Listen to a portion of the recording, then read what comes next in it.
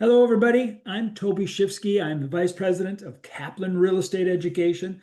And today we're here for our Real Expert webinar. And the webinar today is running your real estate business, creating an LLC or S Corp. And I can tell you, I wish I'd had this webinar when I started my business in real estate over 30, oh gosh, I'm afraid to say now, 35 years ago.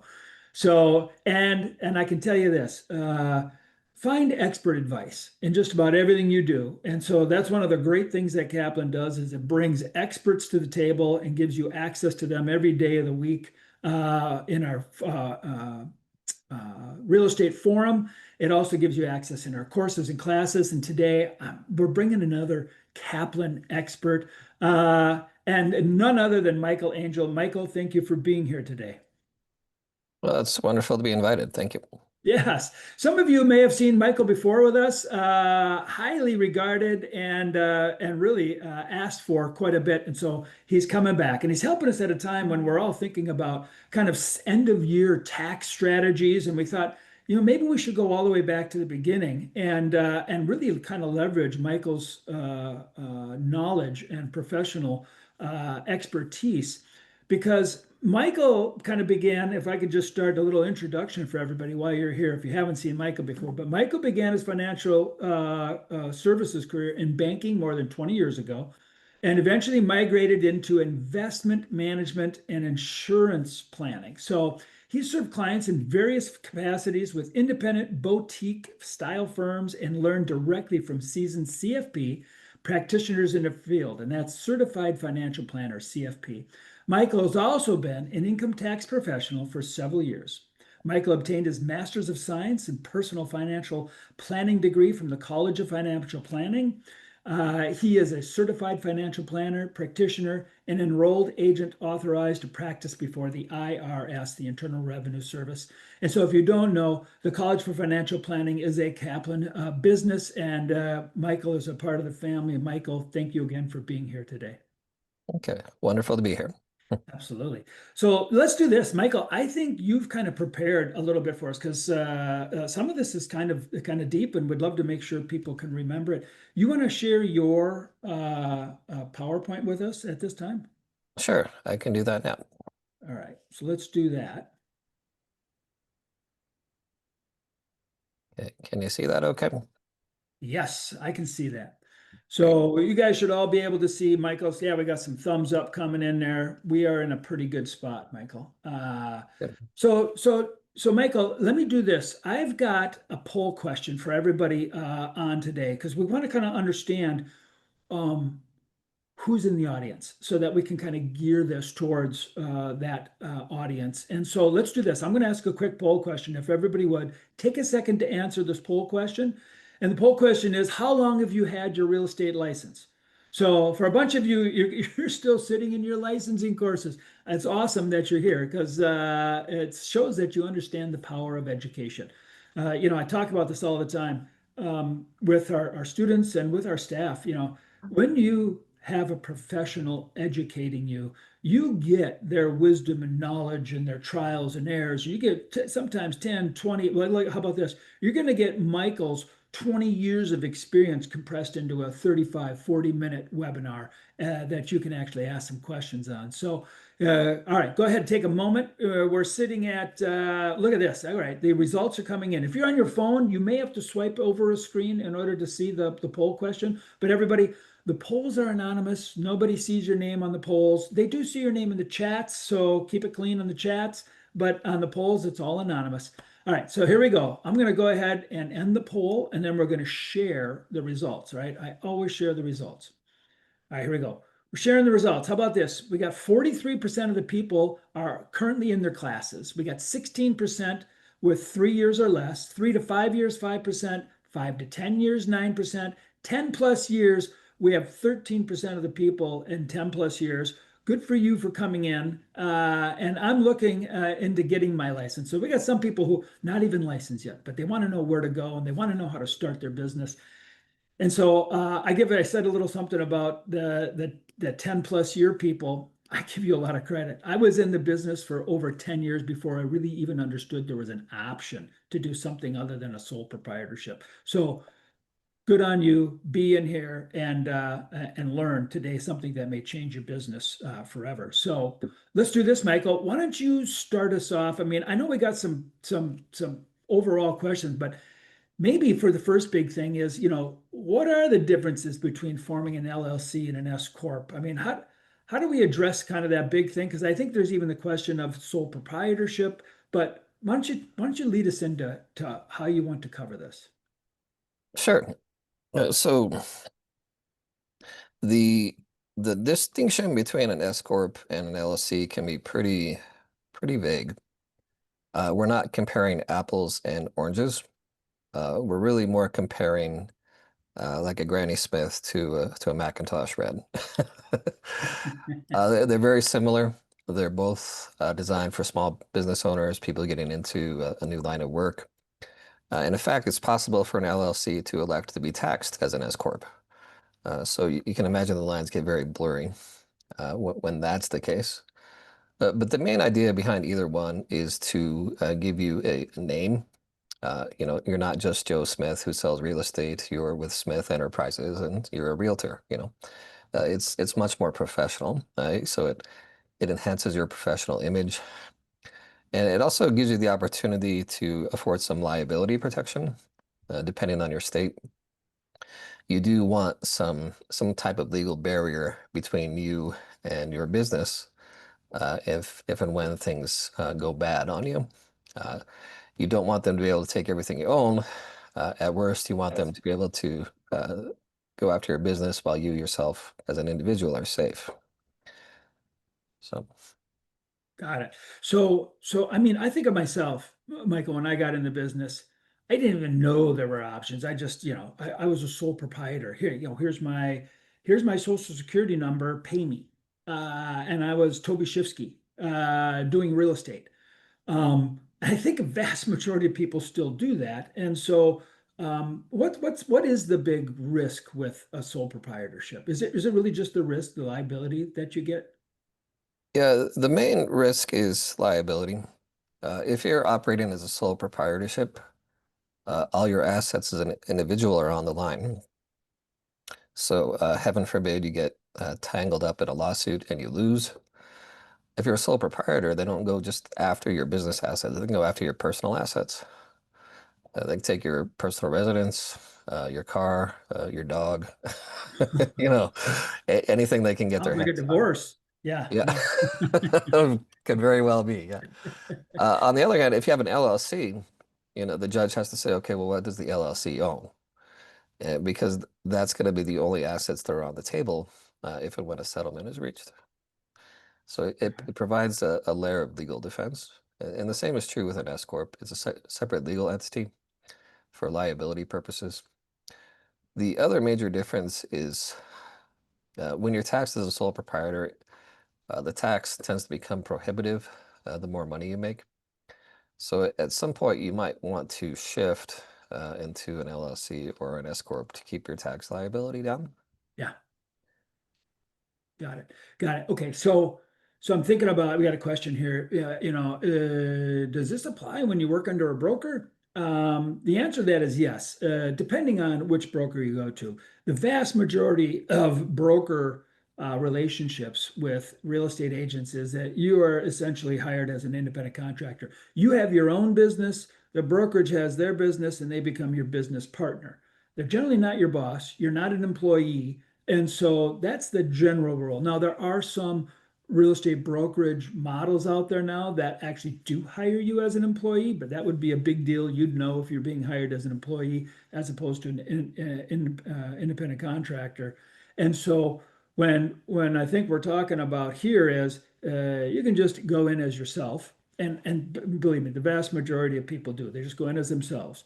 But what I think Michael is talking about, what we're going to talk about today is kind of a little bit up from that level, which some of you may decide to start your business in that. And some of you people who've been in the business for 10 years are going, man, I really think I need to move to an LLC model or an S Corp model. And so we're going to talk about what does it mean to go to that next level, which is the LLC or S Corp, and what's the difference between the two, right? And what are their kind of primary advantages of forming them, and then what is the difference beside, and why would you decide one or the other?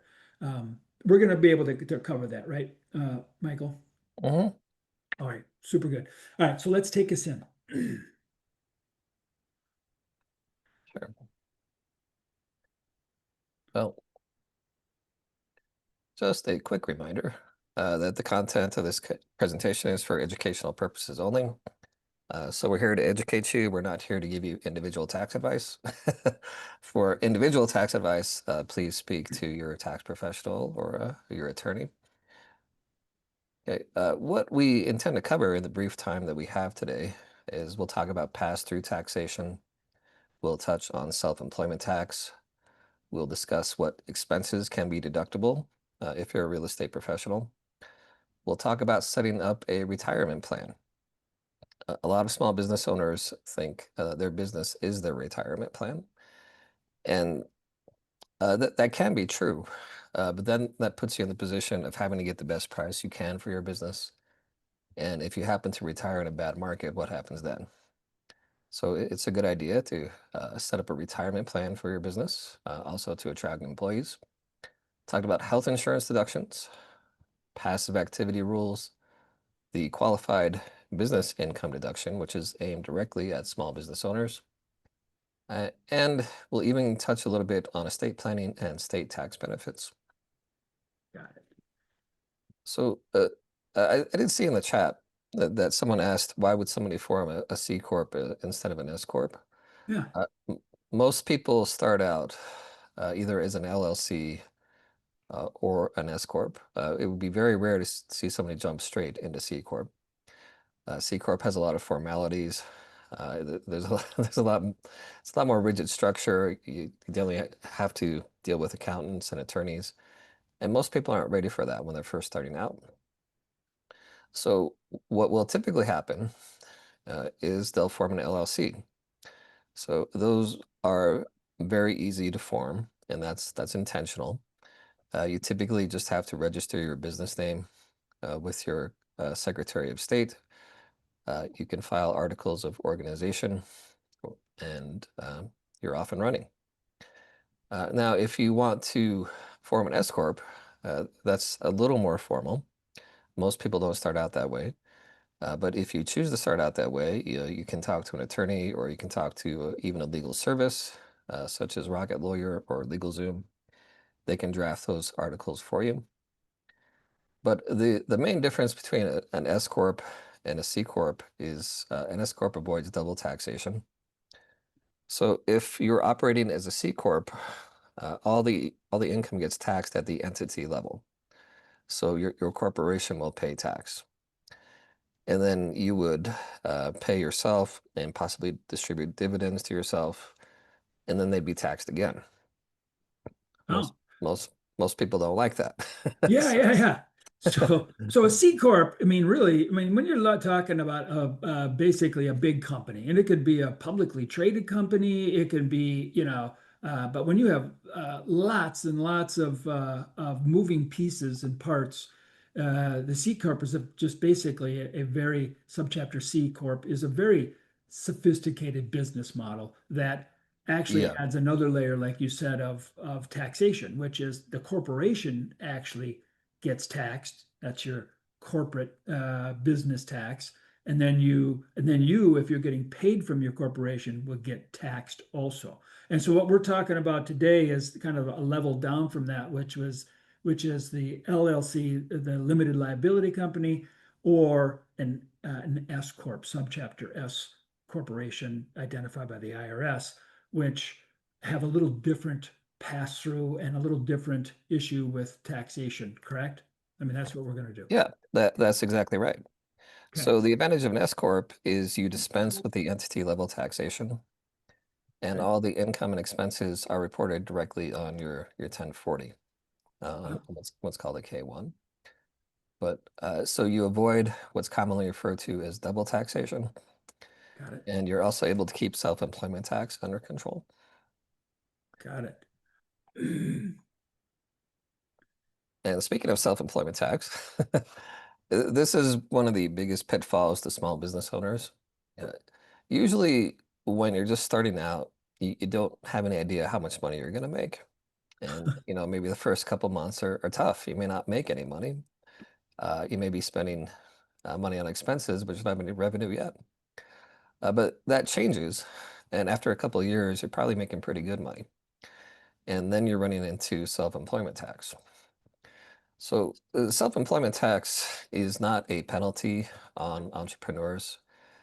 It's the same tax everybody pays. The difference is when you're self-employed, you see the big picture.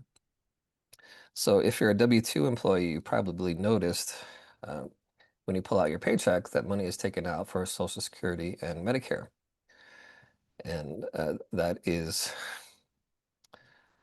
um,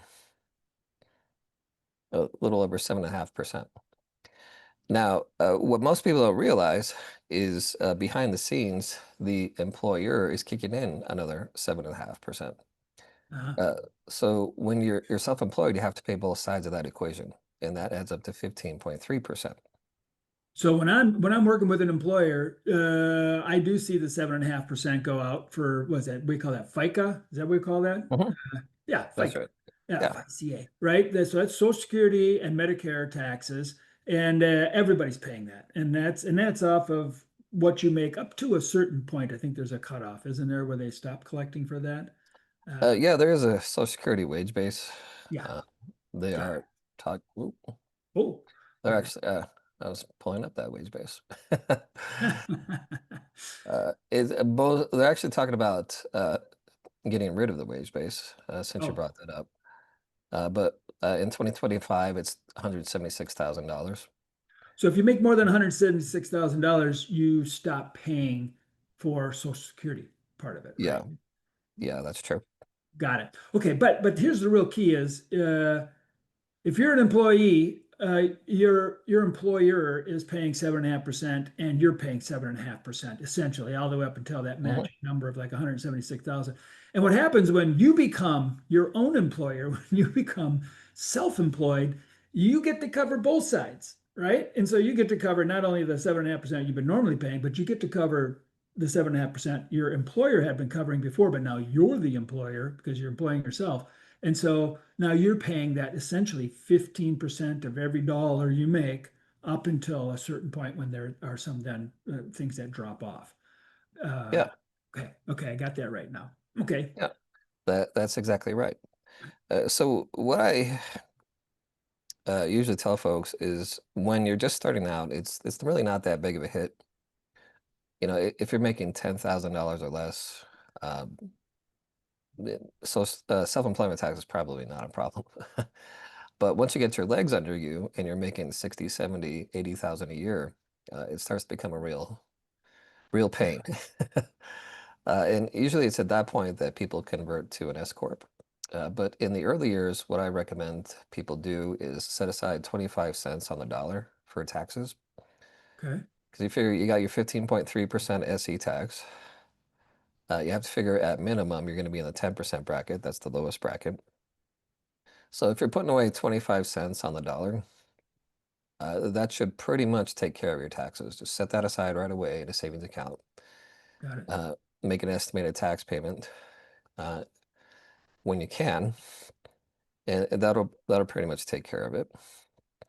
So I heard a couple things in there what you said, and so I think what people are looking for is what, especially we have 46% of the people here that are still sitting in their classes, and then a couple more thinking about coming into business. But um, what you kind of talked about was kind of a progression. Like, listen, maybe we start off, it's pretty simple, and maybe there's not a lot of money, so the tax advantage isn't great, and you just want to get in and start doing business. You can do that. You don't have to form a corporation. You can do it as sole proprietor. But I think you said when your income starts to get up around 60, 70, $80,000, now if you were to adopt either an LLC or S Corp, you could find some tax advantages. Did I hear that right? Yeah, that is correct.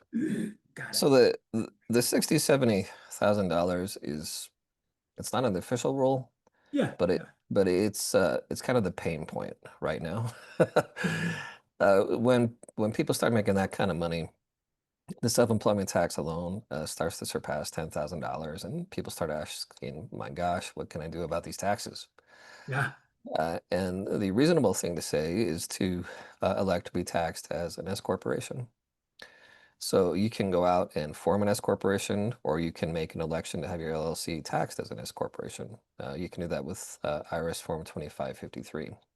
So I could form an LLC or have an LLC form, but say, so can you explain that difference between an LLC? An LLC then is not normally taxed like an S Corp, which gives you this added advantage. Is that right?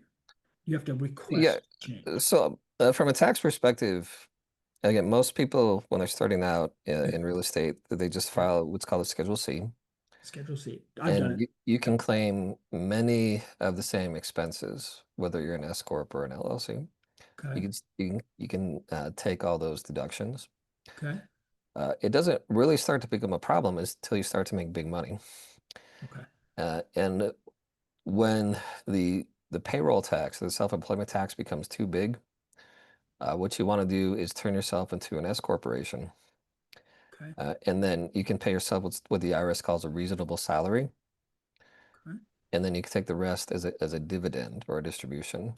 And dividends are not subject to self-employment tax. So you're basically you're paying your fair share, saying, okay, Mr. IRS agent, I do pay myself a reasonable salary. I do pay payroll tax on that, but I don't have to pay payroll tax on all these other dividends. And so that is less painful on April 15th. So dividends are not taxed as are not subject to self-employment tax. Is that what you're Right, saying? right. So is this why we hear a lot of times like people who run big organizations or have big companies don't take a salary, but they'll take dividends and they pay less tax than people who make less money? Well, yeah, that's a whole nother discussion. But usually, if you see somebody say, "I just want to be paid in stock," that means they're only paying capital gains tax, Ah, which is got it, 15%. Um, got it. that's, And they're not paying yeah, self-employment that's tax on that's top of it. probably beyond the scope of what we want to go into All today. But right. So there's some levels of yeah, sophistication, and as you ramp up in yeah, money, well, I think what you're saying is you should probably look to become more sophisticated in the way you're treating it because you may be, I think because the system is set up for you to become more sophisticated in order to allow your business to grow, to bring more to the economy, all those kind of things, right? hmm Okay. All right. So let's say, all right, let's go ahead. Deductible business expenses. Give this to us here. Go ahead. yeah. I would say the most common mistake people make when they first start their business is they don't keep separate records. So you want to set up a separate business checking account, and I would even recommend setting up at a different bank. Uh, because when you start commingling your business funds and your personal funds and your business expenses and personal expenses, it's just a big mess, and you don't know what to deduct at the end of the year. Whereas if you're tracking that separately in a business account, it becomes very easy. You basically just download an Excel file, or if you have some banking software, they'll break the expenses out for you. But you can deduct all these expenses from your commissions and you pay less in tax. So we're talking about things like travel and meals. And when we say meals, we don't mean you get to treat yourself to a steak lunch every day. Got it. We're talking about entertaining clients. Got it. That's why there's a 50% limit. Education and training. If you have to go to continuing education or seminars, that can be deductible. If you're buying gifts for your clients, those can be deductible, assuming they're less than $25. Uh, So that's funny because a lot of people buy this, an extravagant closing gift of, 300, $400, but you could only deduct $25 of that cost. yeah, the IRS limit is 25 per person. Got it. Anything more, you probably should not classify that as a gift. Um, All All right, and so and these deductible expenses, these are for if you're a sole proprietor, you're an LLC or an S Corp, correct? Yeah. All And of these. again, as I said in the beginning, very fine line between an LLC and an S Corp. In fact, it might be better stated, the difference between a sole proprietorship and an S Corp. Because an LLC can elect to be taxed as an S Corp. Sometimes Ah, it's the same thing. got it. Got it. Got Yep. it. If you have Could errors you and do omissions insurance, or you have to pay extra car insurance because you're running around all the time for business, that's deductible too. so Michael, on that, just kind of just to put this into perspective, because I know this can be confusing for people listening to it. And because first off, people get kind of anxious and bunchy when you talk about taxes. It's almost like a boogeyman for some people. Um, but I look at sole proprietorship, you look at LLC, then you look at S Corp. They all kind of ratchet up just a little bit in sophistication as you go along. And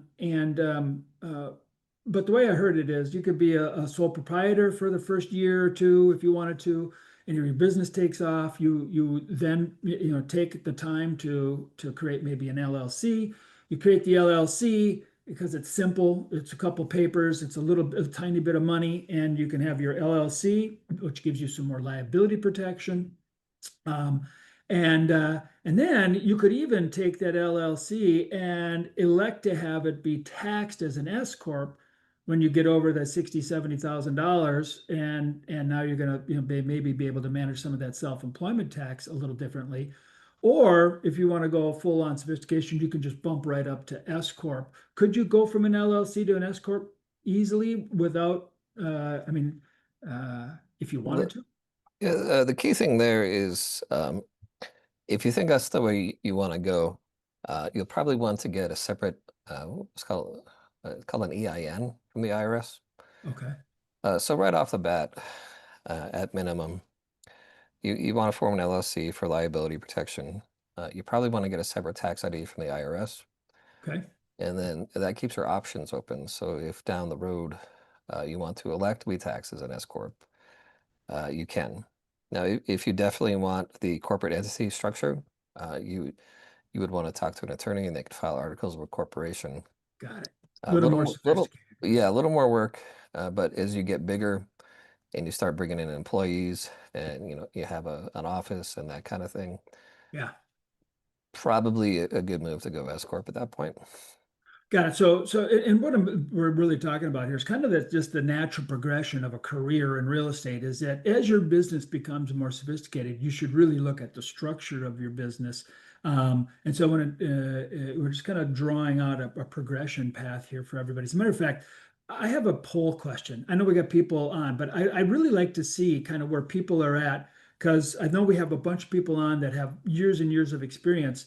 For those of you who've got years and years of experience, I got a poll question for you. And really, the poll question is how do you have your real estate business set up right now? I'd like to kind of understand where everybody's at. And there's even an answer in here if you don't know what you're not even set up yet. I'm still deciding down at the bottom. But and once again, these are all anonymous, but we can take a look at this and get an idea of how many of you are in sole proprietorship, how many have a limited liability company already, and how many of you are set up as an S corporation. It's coming in fast and furious. I'm going to go ahead and share the results in about 5, 4, 3. Oh, they're still coming out. I'm going to give you another couple seconds, everybody.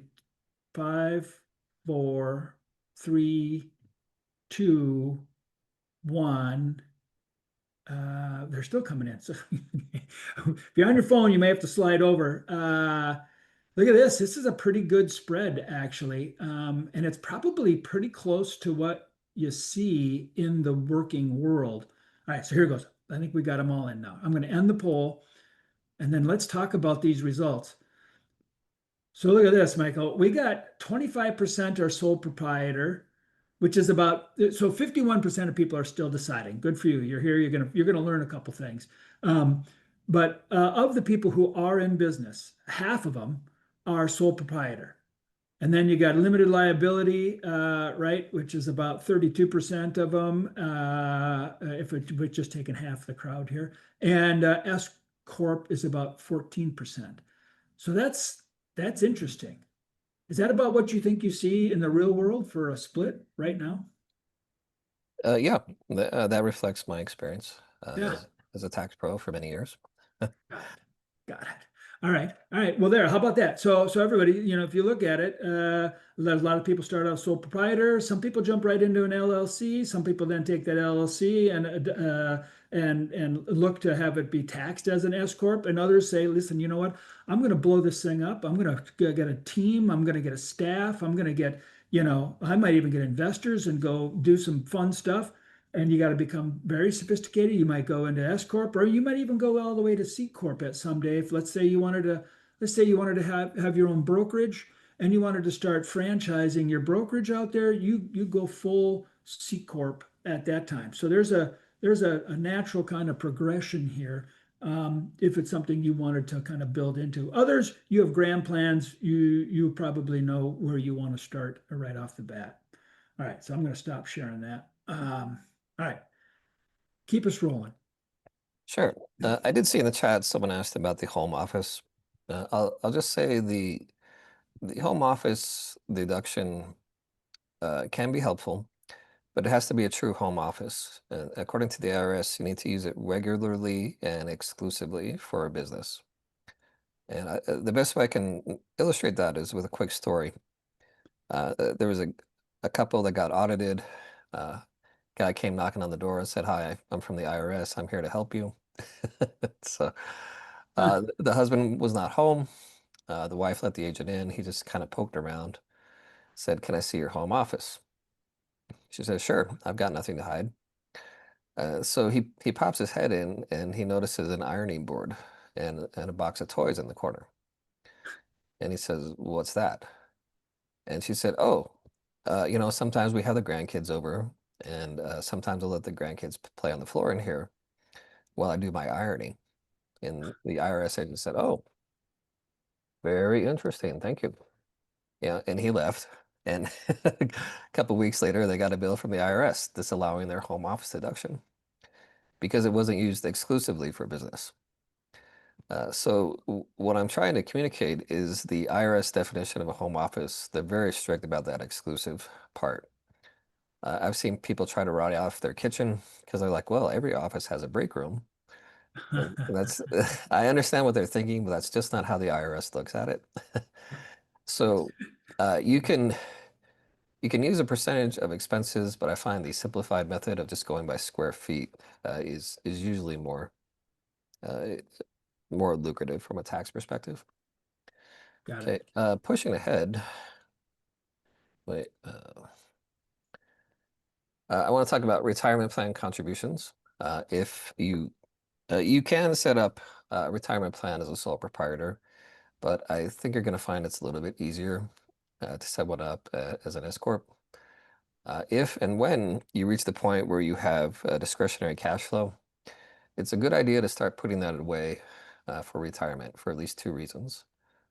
Number one, you don't want to work forever. You want the day to come where you can live off your savings. And number two, it's going to reduce your taxes this year, right now. So whether you're putting your money into a traditional IRA or even a 401k, or in some cases, I have seen the SEP IRA used. If you can put money away in savings tax free, or at least tax deferred, that's usually a pretty good idea. And again, if you reach the point where you need to hire employees, maybe you need a receptionist to answer your calls and book your appointments and so on and so forth.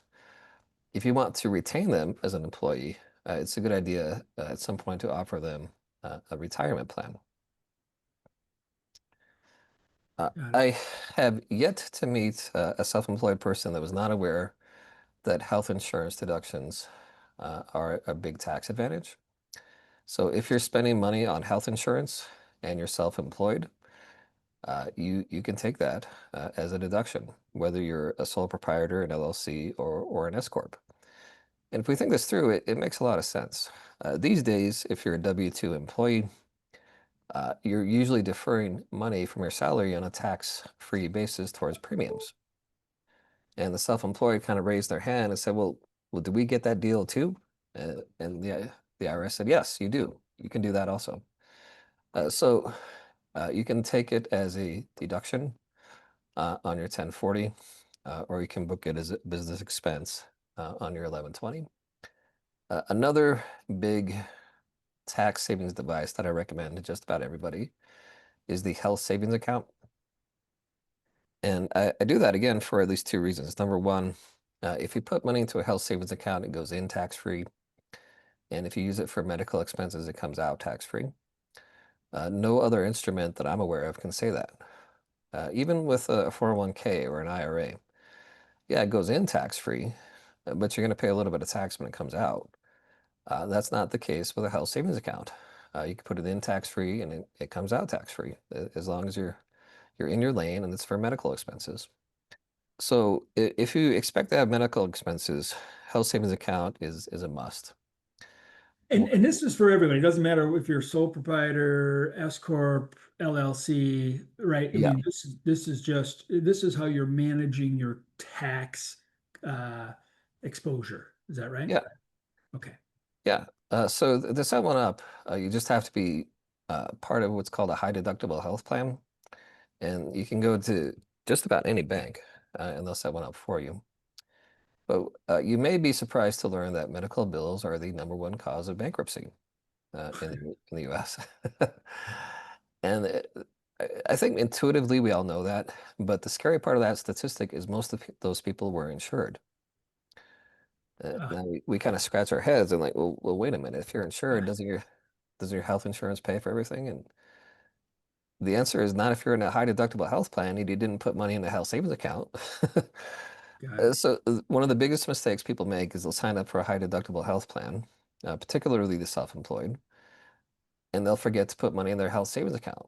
And so when the medical bills come in, there's no money to pay the deductible, and so they put it on their credit card or they put it and take out a home equity loan, and it just starts this vicious spiral.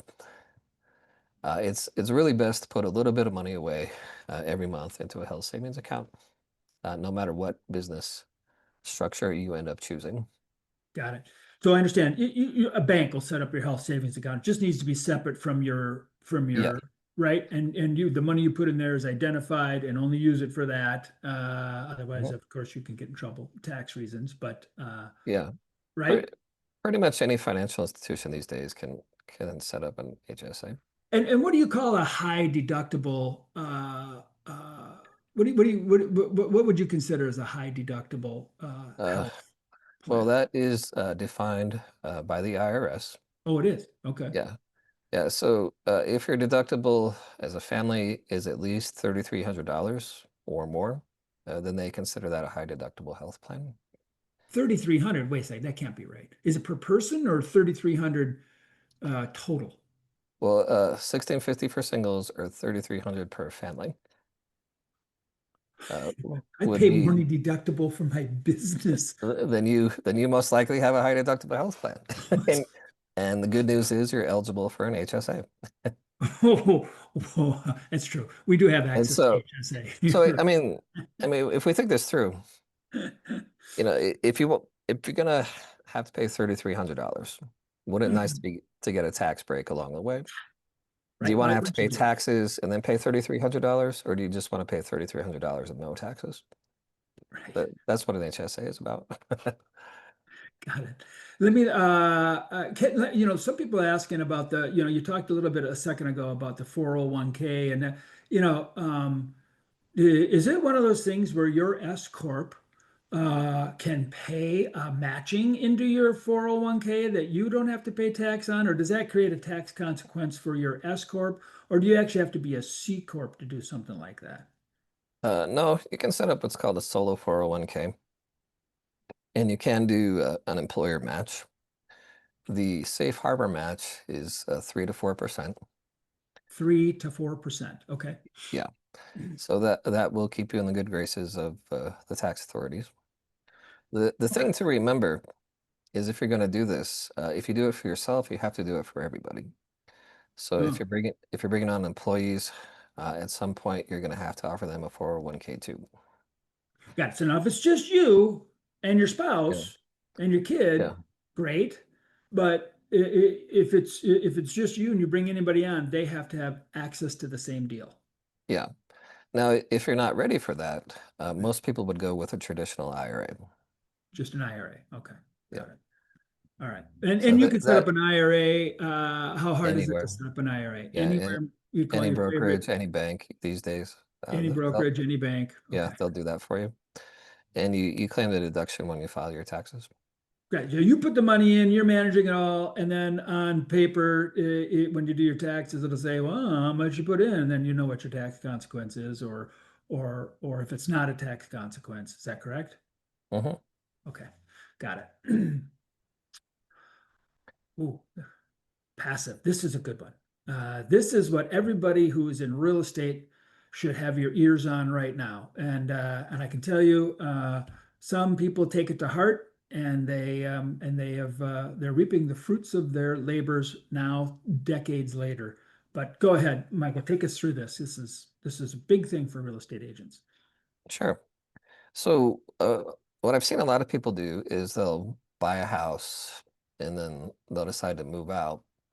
And for whatever reason, they decide not to sell that house, but they buy a new house and they rent out the old house.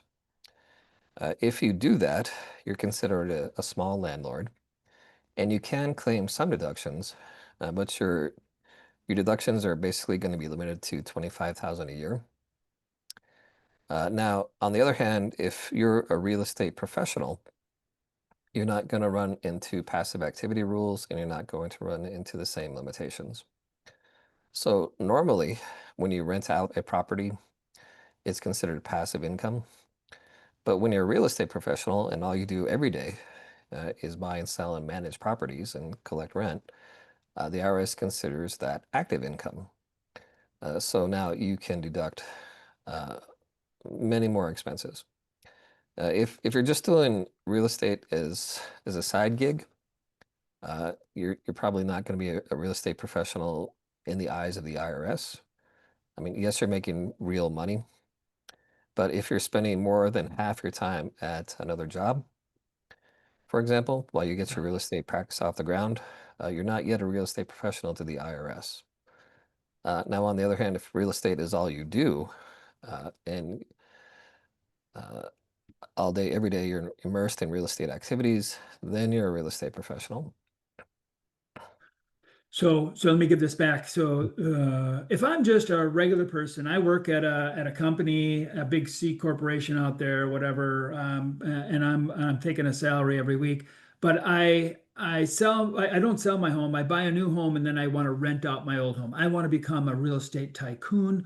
Uh, I have the ability to write off passive loss up to $25,000, and the passive loss is you didn't rent it out for a full year. You did some improvements to the property, or you're depreciating the property, which you're allowed to do. The cost of the property, the value of the property, the cost of the property when you put it into service, you're able to over 27 and a half years use that as a deduction, and so they can actually look like your rental property lost money on paper. Is that correct? And that loss can be used against your regular income up to a certain point, unless you're a real estate professional. Is that what you've just told us? Yeah, in summary, yeah. To summarize it all, that's how it Yeah. works.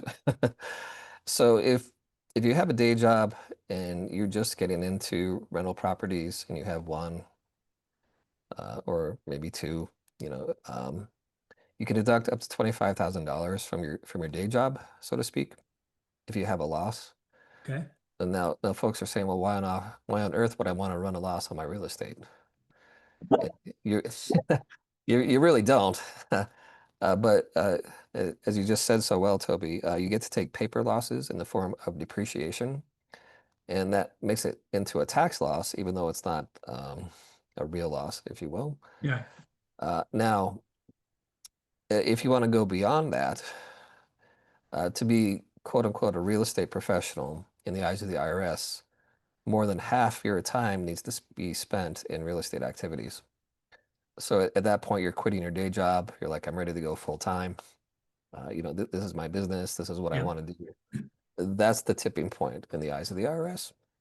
That's when you're a real estate professional, at least for tax purposes. got it. So then when I'm a real estate professional, let's say I make $100,000 in commissions. And but I'm a budding little landlord too, because I'm realizing I got tax advantage being a real estate professional, spending more than half my time helping people buy and sell real estate.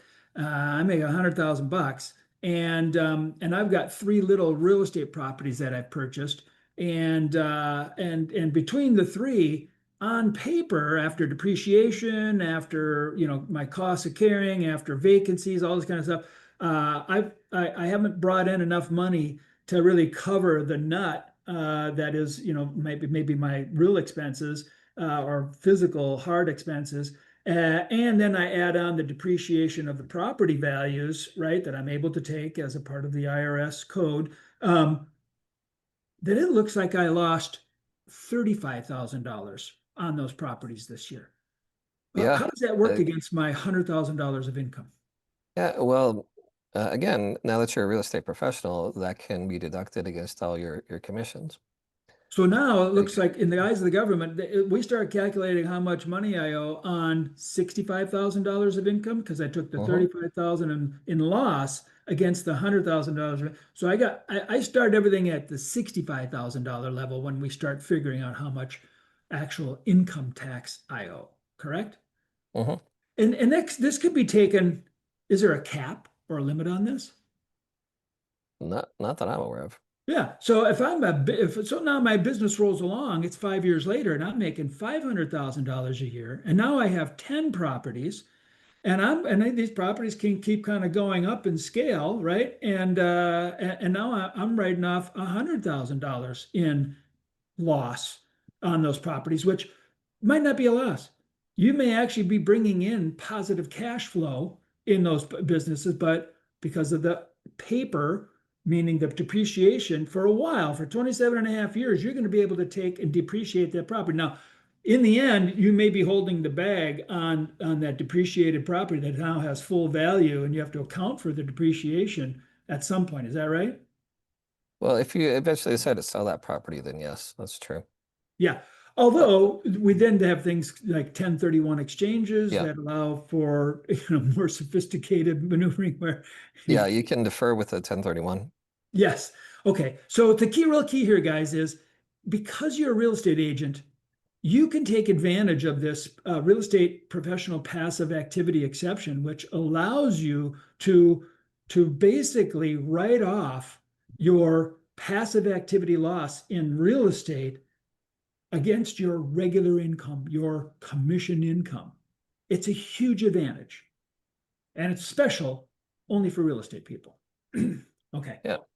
We'll just close out that topic. I've seen a couple of people in the chat ask about hours worked. Yeah. And it's true, you can work a regular job and still be a real estate professional. But more than half your time needs to be spent in real estate activities, which is a very hard standard to meet if you're working full time somewhere else. Yeah.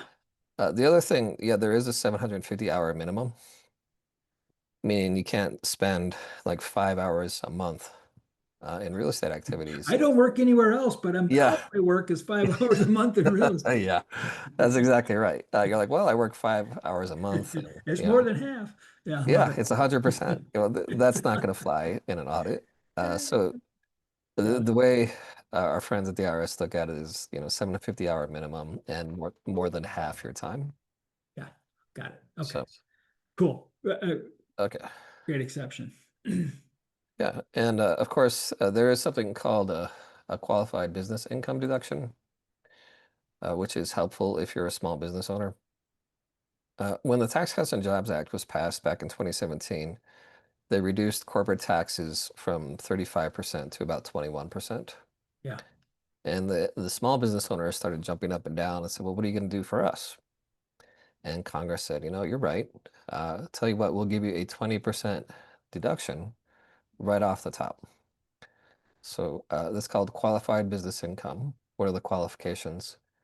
Basically, if you're not like a doctor or a lawyer or a financial advisor, you're pretty much qualified. Okay. They didn't want to give the deduction to, those rich lawyers, so they deliberately wrote them out of the deduction. But most Okay. small businesses I encounter qualify for QBI. So right off the bat, 20% of your income is not taxable. So 20% right off the bat is not taxable, even as a sole proprietor, LLC, or S Corp. Is that correct? Hmm. So if I make $100,000 in gross commissions for myself in the year, when I start my tax for my 1040 tax forms, it would be you can immediately adjust down for that business to take 20% deduction. That'd be you'd be looking at $80,000 is where you'd start. Yeah. I mean, when you get into the forms, it's really intricate. But to Sure. keep things simple, yeah, that's how we can think of it. 20,000 off the top if you're making 100,000. Got it. And because I'm a real estate professional, if I have $35,000 in passive income loss on real estate, I can take that off of that then too. Well, that would fall through to the total income calculation. Got it. But yeah, But it, essentially, okay, just yeah, checking. Look, we're sure. stacking up savings for everybody here. Okay, let's go. We are. So the day will come when you want to retire and possibly even pass away, leave your business to your children or your grandchildren. The nice thing about having an S Corp is it makes it easy to sell. You can sell shares, or if your children are in the business, you can start gifting them shares and they can gradually take over the business. Not a good idea to give them all their shares at once. Usually people give them like 10% a year. So they have some skin in the game. But if you give them total control overnight, um, they really don't know what they're doing yet, a lot of them. So you have to kind of break them in and do a gradual transition. And you can do that by gifting shares in an S Corp. Got it. There are some state tax benefits. Uh, there are states out there that do not apply state income tax, like Wyoming, Alaska, Nevada, South Dakota, Florida, Texas. So if you're a resident of those states, or if you want to incorporate in those states, you could arguably reduce your taxes that way. Also, so once again, at the state level, we're not going to go quite that deep today, but everybody Yeah. you can and you can easily GTP it, or you can Google it. You can also find some of that information too. Mhm. Okay. Okay. So in summary, take us through in summary. Wrap this thing up, everybody. We're going to be wrapped up in about 2 minutes. Sure. Well, I think the main benefit to forming an LLC, in addition to the liability protection, is you get pass-through tax treatment, meaning you're not double taxed as you would be with a C Corp. The reason a lot of people will transition to an S Corp is to reduce their self-employment tax. Now, whether you're an LLC or an S Corp, you want to carefully track all your expenses, make sure you're getting credit for every dollar spent. And then as you become more successful, you can start dealing with things like health insurance, retirement plans, and employees. Past activity rules generally will not apply to you when you become a real estate professional. However, you will still be eligible for the qualified business income deduction. And if and when the time comes you want to do estate planning, it's really beneficial to have an entity you can pass on to your loved ones, and that will ensure a smooth transition. And that way you'll see everything you worked for continue on past your lifetime. Got it. Excellent. Well, I tell you what, Michael, I know this is a deep topic. We had a lot of questions. We answered some of them, not all of them. Everybody, if you want to take your questions out to the community forum, Jamie Cash has put that in there for you. You guys can access that forum 24/7. We will have answers to your questions and discussions where you can check what other people have asked. Jamie, if you put that community, there it is right there, back in the chat, everybody.